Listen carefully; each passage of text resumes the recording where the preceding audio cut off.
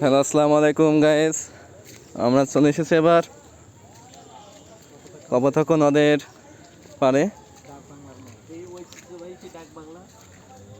আর এই সে আমাদের ঐতিহ্যবাহী ডাকবাংলা। দেখতে পাচ্ছেন কপোতাক্ষ নদের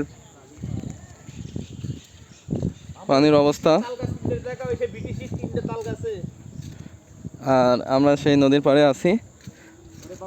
আর এই সেই আমাদের ঐতিহ্যবাহী ব্রিটিশদের হাতে লাগানো সেই তাল গাছ তিনটি, যা এখনো মাথা উঁচু করে দাঁড়িয়ে আছে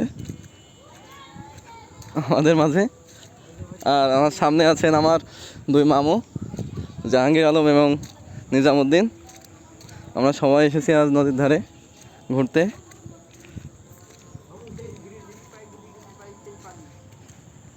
আর এই সেই আমাদের স্বপ্নের সিঁড়ি, যা এখন পানির তলে।